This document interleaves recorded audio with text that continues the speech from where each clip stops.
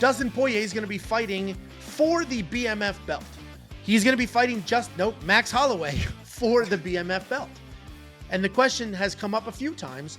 Is Dustin Poirier the greatest fighter to never win an undisputed championship? If he wins the BMF belt, technically, that's an undisputed belt. And he was technically an interim lightweight champion of the world, but he never truly held that belt. And he had to fight some of the toughest people on planet Earth to do it. Charles Oliveira, when Charles was the undisputed champion. Most recently, he fought the very tough, very durable, took him to hell and back, Islam Makhachev, but wasn't able to get the belt then. So the broader question is, who is the greatest fighter to never win an undisputed championship? Joshua, do you think Dustin is in that conversation? If it's not actually him, considering what he's done, who he's fought, and how close he's been so many times? He's in the conversation. I mean, I'm gonna go with Kenny Florian for me. Kenny Florian. I'm going to go with Kenny, man. Kenny is the guy that has fought all the who's who guys, the guys that he came up short every single time. With Dustin won an interim title. Kenny Florian, I don't recall ever won an interim title. That's why I said undisputed. Yeah, you're right. Kenny Florian didn't even win the Ultimate Fighter. Okay, so that's my point, though. My point, though, is that but the Ultimate Fighter was at 185. He was not a 185 pounder. He actually fought at 145 at the end of his career. So let's not pretend like those guys were those. You're going to have me looking, dude. This is not a name that now you have me looking up Kenny Florian's record. Are you fucking kidding me? You don't know who the fuck Kenny Florian is? No. I don't have his record memorized because it's been 17 years since anybody said his name. You know what I felt bad? So I've bumped into Kenny a bunch of times. He's fought BJ Penn. He's fought Joe Daddy. He's fought like fucking all these. He fought Jose Aldo. He's fought all these guys. But he lost to them all. His best win is Gomez. For the title. He fought them for the title. He came up short in title fights multiple times. To me, that's where he's come up short. Kenny Florian's that guy that he didn't win the Ultimate Fighter. He did not. Diego Sanchez beat him. Did not win the Ultimate Fighter. I was like, wait, is there another one from 170, 185? No, it was 85 and 205. Sorry, I was thinking about that. Didn't win the Ultimate Fighter, but was still one of the best guys on the show. Comes off the Ultimate Fighter, had a lot of steam behind him. Comes up short, decides from 170 to drop down to 55. Has success there. Loses to BJ Penn. Look, he was one of those guys that was good on the feet, good elbows, really good jiu-jitsu. Couldn't get it done at 55. Drops to 45. Loses at 45 as well. I'm not taking anything away from Dustin, but Dustin won an interim title. To me is as close as you're gonna get. The guy that not win the undisputed title would be, to me, it'd be Kenny Florian. And that's not a knock to my boy Kenny, man. I love Kenny. Kenny and I were there was talks of me potentially fighting Kenny when the Strikeforce whole thing kind of started happening. Love Kenny to death. I had Kenny on my podcast. To me, he's the guy that just always came up just short. Nothing but respect for him across the board. Dustin is not that guy. Dustin has fought. I mean, I can go through Dustin's whole fucking list here, man. Like Danny Castillo was his first fight in the WEC. Then he goes into the UFC, right? Beats Josh Crispy, beats Max Holloway, loses to Korean Zombie, beats Jonathan Brookins, loses to Cub Swanson. Eric Koch beats Diego Brandao. Loses to Conor McGregor, beats Diego Fajeda, beats Johnson Mederos, Joseph Duffy, like the guy who apparently I think has a win over Conor McGregor, correct? Yes. Yeah, Duffy was the one that they brought him in to try to build that feud up, and it didn't work out. Beats Bobby Green, loses to Michael Johnson, beats Jim Miller, beats Anthony Pettis, beats Gaethje, beats Alvarez, beats Max Holloway, loses to Khabib. I'm sorry. He's had a run. He also won the interim title. He had 3 cracks at the title. He Matt. Khabib, Oliveira, and most recently Islam. Yeah. So who did he beat for the 4 if you include the interim? Who did he beat for the interim title? Oh, there should be a little. I think it was Max. Didn't Max come up in weight? Wasn't that Max went up in weight? Maybe that was for the interim. That was, I think, for the interim title. Yeah, Max was the stud at 45. You're right. Yeah, that is came up and then didn't put the weight on properly. So yeah, 4 title shots. Damn. Yeah, so he ends up being the interim champion. He ends up being the interim. At least to me, that's close, dude. That's so. And No, listen, I hated on the Kenny Florian one when you mentioned it, and I've seen every event ever. So it's not as if it was a name I wasn't familiar with. It definitely caught me off guard because my brain isn't telling me like, oh yeah, at the time he was great. But I'm looking at his resume right now, and he did build a nice resume for himself. I don't know why he didn't get the respect. He got a couple of bad beats. He loses to Diego Sanchez on the Ultimate Fighter finale. But to your point, that was at 185 pounds. Then he works his way to a title against Sean Shirk. He loses that, wins a whole ton of fights, loses to BJ Penn in a title fight, wins a few more. He beats Takanori Gomi, beats Clay Guida. He does lose to Gray Maynard, beats Diego Nunes, and then he fought for a title against Jose Aldo and loses there. I mean, this is a really, you're at the time, and we have to use hindsight, right? At the time in that era, hindsight's 50-50. Well, and you have to use, like, this was a different era of fighter. Yep. This was what, one in a generation 2.0, and what, we're on 3 now probably. So of this sport and of the fighters and how well-rounded they were, because Kenny Florian was a guy not physically gifted, not, he just worked hard and was smart as hell. Like that is what he built his career on, just being smart and working hard, because he wasn't fast, powerful. I mean, I guess he was coordinated, but he wasn't like a super athlete or anything like that. So no, he was the guy. Like, honestly, like we took guys. He was an accountant or an IT. He was an IT manager. We took guys that they wanted to be athletes. They love the drive, they love the push, and they had that little bit of work ethic that would get them over the top. Like, think about this: John Fitch, the most unathletic motherfucker I've ever met in my life, probably gets all the way to fight GSP. Yeah. Had like an 11 fight win streak or whatever. Like, but the guy never ran. He couldn't run. Like, watching him run was like watching fucking Fred Flintstone run. And I love my boy John Fitch. Love him to death. He'll tell you, fucking hated running. Hated it. Kenny Florian, like a total like guy that you would see across the street, be like, man, look at that guy with the glasses and his, in his suit. Look at him. Like, he would fuck you up. Like, this guy works so hard in perfecting his craft. You got to give the guy credit. And I a huge fan. I just feel like he was the one that, man, he was always just right there. Dustin got to that title shot, got to that interim title, just couldn't get the close out that last little bit to win the undisputed title. Kenny never got that opportunity either, I think. But was always there knocking on the door, fighting for the title, just came up short. Yeah, I think that the reason I would do a slight edge of Dustin over Kenny, we should have done this tournament style, is only because of Dustin's last performance with Islam. Like, that was, I mean, he got finished, obviously, but that was a competitive back and forth fight. And Islam is regarded as the best fighter on the planet right now. So he went up against the best fighter on the planet. It was pretty close, where the way Kenny lost a pretty straightforward fight to Jose. Yeah. Although he did take Jose down. Merab couldn't even do that. BJ Penn mauled Kenny, where Dustin was like literally right there. Another fighter who was right there, never won a belt, Chael Sonnen. Twice he was right there. He beat Anderson Silva that dude had 1 minute left, and he was going to be a world champion. Then he would have beat John Jones if he just survived that pinky sticking out of the foot, because that would have been stopped in the corner. Yeah. Okay. But so was that just a quick run of steroid good luck? Was he actually that good of a fighter? That's the question. Okay, let me take this though, because I know you're casual, you're not quite familiar with all this stuff. But I want to just simply say this. Chael Sonnen should be a world champion. 100% he should be a world champion. And you want to know why? Is his fight. He ripped John Jones' toe off of his foot. No. Where are we at here? Sorry, I'm looking. Paulo Filho, he beats Paulo Filho. Paulo Filho does not make the weight. That is for the title. He does not make the weight. And at the time, the rules were, if the champion doesn't make the weight, you don't get the title. He should have been champion. He should have been a world champion. And I'm sorry, but at that time, those guys were just as good as the guys in the UFC, just didn't have enough shows on the UFC to really make it happen. They were trying to run 2 organizations. They eventually just merged them all. Let's be honest. He should have beat him.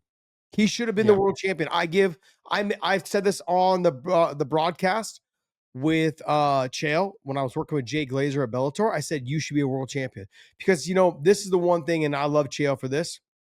he promised his dad that he'd become a world champion before he died. And he said, like, hey, I told my dad on his deathbed that one day I'd become a world champion. He couldn't get it done. But to me, I feel like he was already a world champion. He beat Filio, and he should have been crowned a world champion at that moment. So yes, Chael, you did serve out what you said and promised to do for your dad. And I know that was before your dad passed, but you should have been a world champion then. And I considered him a world champion. So no, I don't think that he belongs in that list.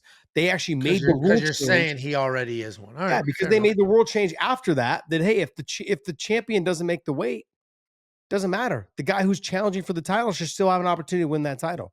They made the change after that, which is should be, which makes sense. You lose. It happened to Charles Oliveira. Charles Oliveira, when I think it was Dustin. Yeah, he missed weight by a half a pound, so he lost his belt but won the fight, so he wasn't the champion anymore, even though he had won that fight. So you want to eliminate Chael Sonnen because he technically speaking should have been the WEC champion. Then that'll eliminate my next person as well. We'll breeze through it, but Uriah Faber was not a UFC champion. He was a WEC champion and then had more cracks at a UFC belt. More cracks at a UFC belt than anybody. And he was quite literally always the bridesmaid, never the bride. Just second best in the world in the UFC for such a chunk of time and couldn't quite get that UFC gold.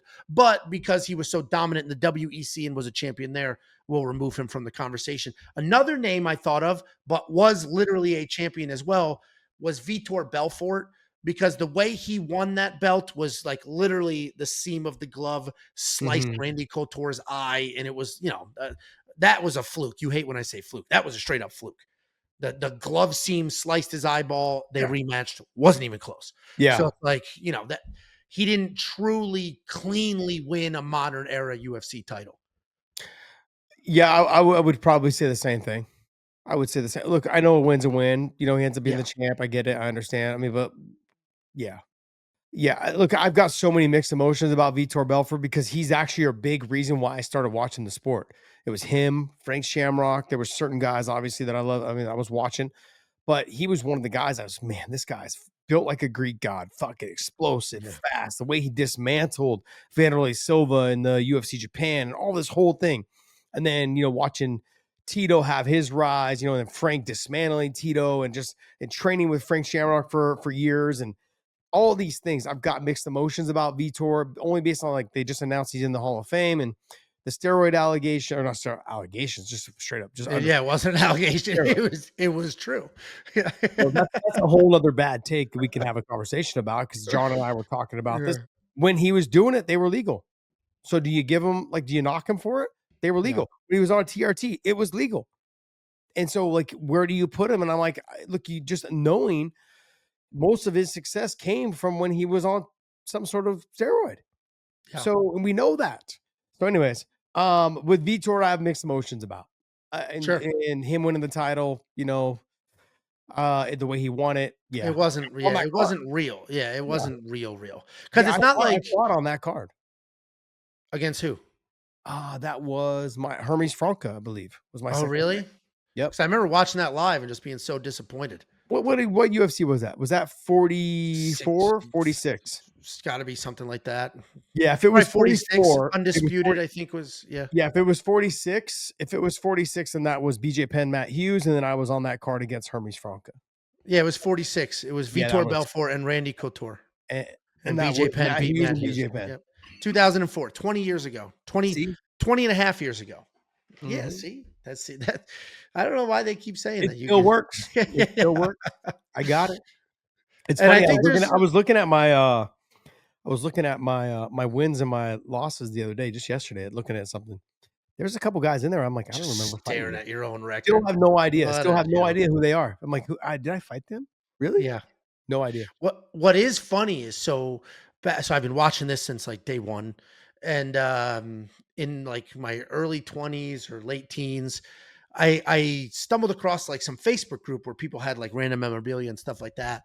And so people were like trading stuff and like, some stuff was pretty cool. I think I had Matt Hughes's shorts from when he won the belt. Mm-hmm. Those got stolen from me when I moved. That sucked. But when he won the UFC belt, I had his shorts. And I think I also have Eve Edwards shorts from when he beat you. Oh, I got to buy those from you. I don't have it. I have nothing. No, No, I didn't lose them. I just got older and was like, what am I doing all this crap? And I just sold it, whatever. But interesting. It was Eve's shorts, not yours. No, it's okay. I like Eve. He's Did a good dude, man. Right after we fought, he got signed to fight over in Pride. So did I. But he was fighting a guy that had like some decent wrestling and this and that. So he's like, hey, would you come out? And so, so I flew myself out, trained, stayed at a hotel, and it was right around Hurricane Katrina. So hotel rooms for like a fucking Motel 6 were like $280. Yeah. Jeez, man. So I ended up staying for a week and helping him train that whole week. And fuck, it was so hot here. It was like in August. I came out here. I was like, God, this is miserable. So when I started thinking to myself, I'm going to move to Texas, this is going to be like, I'm going to train in this shit. When we started talking about moving here, I'm like, damn, I'm going to make my kid tough. He's going to have to deal with the heat. Holy hot, tough. Extreme heat and extreme cold. Toughen your ass up. Yeah, so I came out and helped him train after that fight. Two other names. One could be Tony Ferguson during that stretch. He was supposed to fight Khabib. That was a 20-fight stretch, something insane. Yeah. I think you were in that stretch. 14. That was 14. That was an insane. And he finished like 11 of those 14 people. No. He finished 11 of the 14 people. Then he trips over a cable, blows his knees out, and Justin Gaethje took the rest of his career away from him. And that was it for him. But that was a legendary run. So I think he could be in that conversation as well. Yeah. I think only because I'm going to go with Kenny is because Kenny did it in 2 different weight classes. Sure. And like with Dustin, right? Kind of did it in 2 different weight classes. Sure. And did it for a long period of time. Dustin's been doing it forever. Where obviously that run was great for Tony, but it was like a little bit of a journeyman, great run, and then fell off a cliff. Like it's just that run. His whole legacy is right there. The last name is you. You were one of the best on planet Earth when the belt, it didn't exist in the UFC. It wasn't an option. It didn't exist. Would you, I don't know if it's weird to talk about yourself or you jerk off to looking at yourself in the mirror. I don't know. Sometimes but I do. Would you consider yourself in that mix of like one of the best fighters to not win a UFC title? You had a Strikeforce title, but a UFC title. Yeah. You kind of got screwed with timing a little bit. Yeah. So timing was a problem in the first run. The second run was literally like my age. And if you understand the game, and I understood it, and I understood what the UFC was doing, Anthony Pettis was 26 and I was 37. Yeah.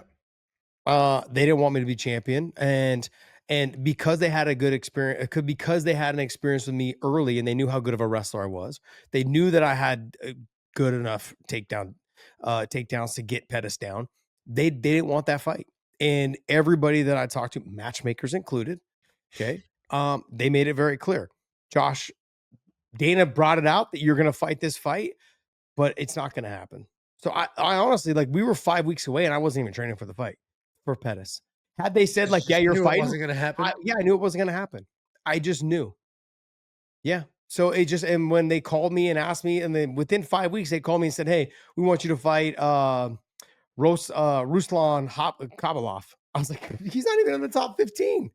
Like, how'd you go from giving me a title shot to now, like, to fighting this guy? I'm like, nah, I'm good. I'll pass. And so, look, I understood that I wasn't going to make that.